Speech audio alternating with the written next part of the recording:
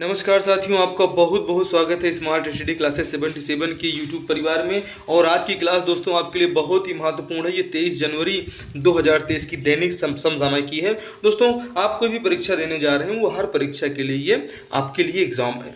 Exam के लिए बेहद ही महत्वपूर्ण आपको मिलेगी। ऐसे प्रश्न हैं जो आपको देखने को मिलेंगे आपके पेपर में। तो आइए देखते हैं आज की क्या है महत्वपूर्ण सुर्खियाँ। आज की पहली सुर्खियां हैं दोस्तों कि हाल ही में उत्तर प्रदेश में संपूर्ण ब्रॉड गेज नेटवर्क के विद्युतीकरण के साथ भारतीय रेलवे बना दुनिया में सबसे बड़ा हरित रेलवे नेटवर्क। आपको इसके प्रश्न के बारे में बताएंगे, इसकी पूरे ललन टॉप फैक्ट के बारे में हम बताएंगे कि हरित रेलवे नेटवर्क होता क्या है। ठीक है, दूसरी खबर आप देखिए, भारत के प्रधानमंत्री श्री नरेंद्र मोदी ने इंडोनेशिया के राष्ट्रपति जोको विडोडो से G20 अध्यक्षता का बैटन किया प्राप्त। अब ये G20 की अध्यक्षता का बैटन क्या होता है, चूँकि दोस्तों इससे पहले जो 2022 में G20 की अध्यक्षता थी वो किसके पास थी, इंडोनेशिया के पास थी। तो इंडोनेशिया में जो हेड होते हैं वो राष्ट्रपति होते हैं। तो इन्हीं ये जो राष्ट्रपति महोदय हैं ये वहाँ के राष्ट्रपति हैं इंडोनेशिया के। उन्हीं से जो है हमने G20 2023 की अध्यक्षता भारत कर रहा है, इसीलिए पीएम साहब ने इसका बैटन इंडोनेशिया के राष्ट्रपति से प्राप्त कर लिया है। ठीक है, अगली खबर की तरफ बढ़ते हैं। केंद्रीय सूचना एवं प्रसारण मंत्री श्री अनुराग ठाकुर ने बेंगलुरु में वित्त और केंद्रीय बैंक प्रतिनिधियों FCBD की दूसरी बैठक में उद्घाटन सत्र को किया संबोधित। दोस्तों ये भी इसका भी संबंध हमारे G20 से ही है। ठीक है, जिसकी अध्यक्षता हमारा देश कर रहा है।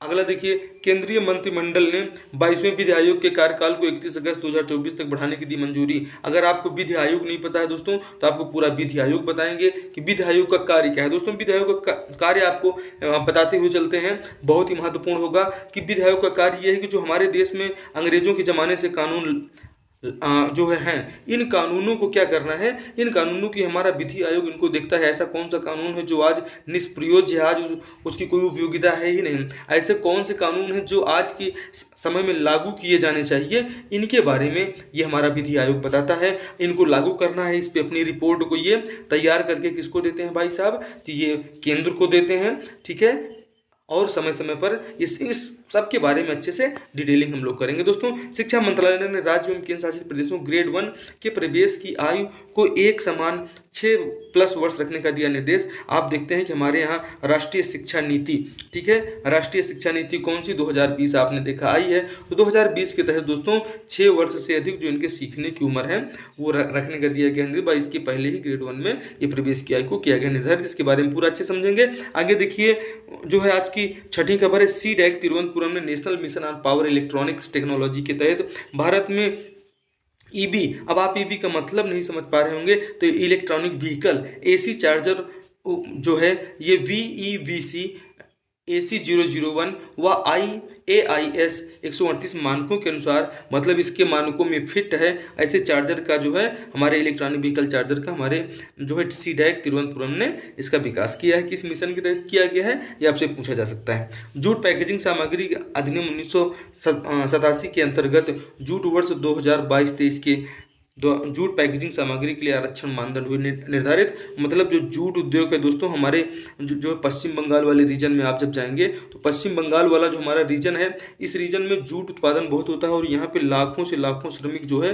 ये जूट के ऊपर जो है एकदम आश्रित हैं। तो इनके जो आश्रित हैं, चूँकि ये जो मिलेट्स ईयर है हमारा, आप देख रहे हैं कि इसमें क्या है कि इनका जो पैकेजिंग किया जाए ना, तो ये जूट से बने हुए, ठीक है, जूट से जो हमारे बने हुए उद्योग हैं, अगर इसके अंदर चीनी वगैरह आदि जो पैकिंग की जा रही है तो इसमें 20% तक का आरक्षण कर दिया गया भाई। इससे ज़्यादा हमारे जितने भी FCI हैं, जो हमारे फूड कॉरपोरेशन ऑफ इंडिया के जितने भी गोदाम बने हैं, इसमें ज़्यादा से ज़्यादा बोरा वगैरह जो जाता है ना, इसकी सप्लाई यही जूट पैकेजिंग अधिनियम के तहत ही जूट के माध्यम से की जाती है, जिससे हमारे लाखों भारतीयों को उससे रोजगार मिलता है, इसलिए किया जाता है। ठीक है, आगे बढ़िए, बहुत ही महत्वपूर्ण न्यूज़ है, आपको पूरा बताएंगे। ये तो देखिए दोस्तों NHAI, ठीक है, NHAI राष्ट्रीय राजमार्ग निर्माण में फास्फोर जिप्सम के उपयोग को जो करेगा ट्रायल। आपने देखा कि जो प्लास्टिक के कचड़े हैं, ठीक है, जो प्लास्टिक से बने कचड़े हैं उससे जो है रोड और सड़कें बनाई जा रही हैं और ये सर्वाधिक टिकाऊ हो रही हैं, ये साबित हो चुका है। ठीक है, तो अब देखिए आज का पहला प्रश्न है कि national mission on power electronics technology के तहत स्मार्ट एनर्जी मीटर, ठीक है, स्मार्ट एनर्जी मीटर और उसके बाद इलेक्ट्रॉनिक व्हीकल, ठीक है। इसका जो चार्जर का विकास कहाँ पर किया गया है? सीडैक तिरुवनंतपुरम ने किया है, पुणे ने किया है, मद्रास ने किया है या अहमदाबाद ने किया है? भाई साहब इसका उत्तर हो जाएगा तिरुवनंतपुरम जो है हमारी सीडैक है, इसने इसका विकास किया। दोस्तों सीडैक तिरुवनंतपुरम ने नेशनल मिशन और इसके तहत इसमें इसका विकास किया है। दोस्तों इसमें क्या है? सीडैक तिरुवनंतपुरम ने किया है। इसमें NMPT national mission on power electronics technology के तहत किया गया है। मतलब इसमें आपसे यही पूछा जा सकता है कि national mission on power electronics technology के तहत सीडैक तिरुवनंतपुरम ने जो है इलेक्ट्रॉनिक्स व्हीकल का जो AC चार्जर है उसका मानकों के अनुरूप विकास कर लिया। आगे देखिए दोस्तों, शिक्षा मंत्रालय ने राज्य व केंद्र शासित प्रदेशों की ग्रेड 1 के लिए प्रवेश की आयु को जो है एक समान 6 से प्लस रखने का निर्देश दिया है। दोस्तों राष्ट्रीय शिक्षा नीति के तहत मूलभूत चरण में सभी बच्चे जो हमारे 3 साल से 8 साल तक के बच्चे हैं, इन्हें 5 वर्ष सीखने के अवसर इनके शामिल हैं। तो भाई 5 वर्ष इनका सीखने का अवसर है, इनको सीखने दो, और जब 6ठे वर्ष में जाएगा तब इनको प्रवेश दिया जाए। ठीक है, आगे देखिए दोस्तों, 3 साल का जो प्री एजुकेशन है और 2 साल का जो प्रारंभिक प्राथमिक ग्रेड 1 और ग्रेड 2। दोस्तों इसमें आपसे पूछा जा सकता है प्री स्कूल शिक्षा में 2 वर्षीय डिप्लोमा, ये आपका होता है DPSE, diploma in pre school education, या ये फुल फॉर्म आपसे पूछा जा सकता है। इसका पाठ्यक्रम कौन तैयार करेगा? दोस्तों NCERT करेगा। संचालन कौन करेगा? तो इसका जिला शिक्षा एवं प्रशिक्षण संस्थान करेगा, DIIET, जिसे आप देख रहे हैं district institute of education and training, diet जिसे आप कहते हैं, इन लोग इसका संचालन करेंगे। अगली खबर की तरफ बढ़ते हैं दोस्तों। केंद्रीय मंत्रिमंडल ने भारत के 22वें विधायक के कार्यकाल को कब तक बढ़ाने की मंजूरी दी है? दोस्तों ये आपको बताना है कि ये मंजूरी कब तक दिया गया है। 21 अगस्त 2024, 31 अगस्त 2024, ये आपको बताना है कब तक दिया गया है भाई साहब। तो ये दिया गया है 21 अगस्त 2024 तक के लिए कार्यकाल बढ़ा दिया गया है, क्योंकि 20 तारीख को उनका कार्यकाल समाप्त हुआ था। आप देखें विधि आयोग क्या है? एक ये विधि आयोग गैर संवैधानिक निकाय है, इसका गठन 1955 में हुआ था। दोस्तों वर्तमान विधि आयोग का कार्यकाल 20 फरवरी 2023 को समाप्त हुआ था। विधि आयोग ने अब तक 277 रिपोर्टें दी हैं। इनके प्रमुख कार्य क्या होते हैं, उसे कार्य के बारे में भी हम आपको बताएंगे।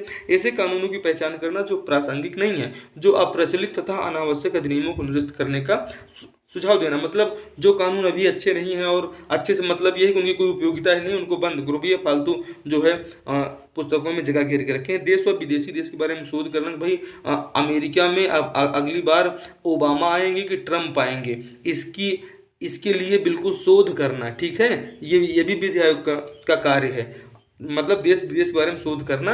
अब ये आपको याद रहने वाला है। ठीक है, समय समय पर सभी मुद्दों, मामलों, अध्ययनों एवं आयोग द्वारा किए गए शोधों पर रिपोर्ट तैयार करना, केंद्र सरकार को प्रस्तुत करना, ये विधि आयोग का कार्य है। और इन्हीं का कार्यकाल को क्या किया गया? बढ़ा दिया गया। दोस्तों वित्त मंत्रियों और केंद्रीय वित्त मंत्रियों की पहली बैठक 24 से 25 जनवरी 2023 को कहाँ आयोजित की जाएगी? तो G20 के तहत है। ठीक है दोस्तों, G20 के तहत जो 2023 की हम लोग क्या कर रहे हैं? अध्यक्षता कर रहे हैं। इसकी बेंगलुरु कर्नाटक में इसका आयोजन किया जाएगा, विषय आपको याद रखना है। दोस्तों G20 की थीम की बात करें तो आप जानते हैं कि वन नेशन, देखिए हमारी पृथ्वी वासुदेव कुटुंबकम वाला पूरा सिस्टम है। हमारी एक पृथ्वी को बेहतर बनाने, हमारे एक परिवार के भीतर सद्भाव उत्पन्न करने और हमारे एक भविष्य की आशा प्रदान करना, ये हमारा जो है क्या था? प्रमुख ये हमारी थीम थी, इसे आपको याद रखना है। भारत के प्रधानमंत्री श्री नरेंद्र मोदी जी ने G20 अध्यक्षता का बैटन किस देश से प्राप्त किया है? तो आप जानते हैं कि इंडोनेशिया से प्राप्त किया है। और इसके राष्ट्रपति कौन है? तो जोको विडोडो को अभी आपने देखा था, ये इसका करेक्ट आंसर हो जाएगा। आगे बढ़ते हैं दोस्तों। भारत के प्रधानमंत्री श्री नरेंद्र मोदी ने, आपने देखा कि जोको विडोडो को प्राप्त किया था और 2023 में भारत G20 की अध्यक्षता कर रहा है, इसे भी आपको याद रखना है। दोस्तों दुनिया का सबसे बड़ा हरित रेलवे नेटवर्क, इससे मतलब क्या है कि भाई हमारी जितनी भी रेलवे लाइनें हैं पूरी दुनिया के मामले में अगर बात किया जाए तो जितनी भी हमारी इलेक्ट्रिक लाइनें हैं, रेलवे लाइन हैं, जिनकी इलेक्ट्रिसिटी का वर्ग पूरा कर लिया गया है और वहाँ पे कोयले का उपयोग नहीं हो रहा है। ठीक है, वहाँ पे कोयले वाले इंजन अब संचालित नहीं किए जा रहे हैं, उसी को हरित रेलवे नेटवर्क कहा जाता है। और ये दुनिया का सबसे बड़ा हरित नेटवर्क कौन बन गया है? ये हमारा प्यारा सा भारत बन गया है। दोस्तों हाल ही में भारतीय रेल ने उत्तर प्रदेश में, ठीक है, उत्तर प्रदेश में संपूर्ण ब्रॉड गेज नेटवर्क के विद्युतीकरण के साथ दुनिया का सबसे बड़ा हरित रेलवे नेटवर्क बन गया है। दोस्तों भारतीय रेल 6 जोनल रेलवे अर्थात पूर्वी तटीय रेलवे, ठीक है, उत्तर मध्य रेलवे, पश्चिम मध्य रेलवे, पूर्व रेलवे, मतलब जो हमारे 6 जोन हैं, इसका हमने जो है इनके सभी बीजी मतलब ब्रॉड गेज होता है, इसका विद्युतीकरण का कार्य पूरा कर लिया है। और उत्तर प्रदेश में सभी बीजी मार्गों के विद्युतीकरण कार्य पूर्ण कर दुनिया का सबसे बड़ा हरित रेलवे नेटवर्क हमारा इंडिया बन चुका है, भारत।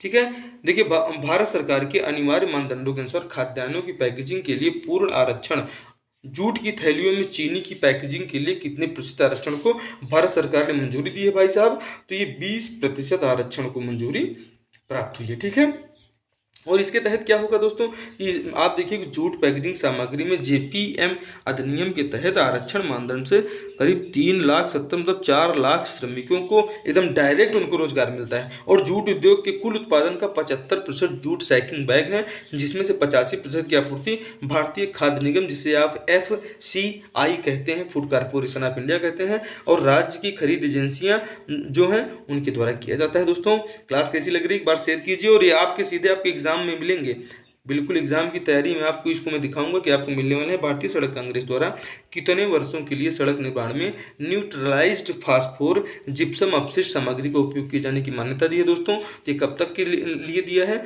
आप देखिए 5, 2, 3, 1 साल, तो भाई साहब 1 साल के लिए इसको जो है क्या है कि 3 वर्षों के लिए सड़क निर्माण में न्यूट्रलाइज्ड फास्फोर जिप्सम अपशिष्ट सामग्री का उपयोग किए जाने की मान्यता दी है। ठीक है, कितना साल है? 3 वर्ष है। ठीक है, प्लास्टिक कचरे का उपयोग करके बनाई गई सड़कें अधिक टिकाऊ और बिटुमेन के जीवन को बढ़ाती हैं, NHAI। ठीक है, इसको आप देखिए राजमार्गों में, फ्लाईओवरों में, तटबंधों के निर्माण में ताप विद्युत संयंत्र के कोयले के दहन के सूक्ष्म मिश्रण, जिसे फ्लाई एश कहते हैं, इसका उपयोग किया है दोस्तों। और ये क्लास कैसी लगी आपको आप हमें जरूर बताइएगा, और क्यों बताएंगे कि न दुख न तकलीफ तो क्या खाक मजा है जीने में, बड़े बड़े तूफान थम जाते हैं जब आग लगी हो सीने में। तो अपने सीने में एक आग लगाइए और इस महत्वपूर्ण क्लास को अपने दोस्तों में शेयर कीजिए। आज के महत्वपूर्ण करंट अफेयर आपको कैसे लगे, आपके एग्जाम में जरूर आएंगे, हम आपको बताएंगे। ठीक है, थैंक यू।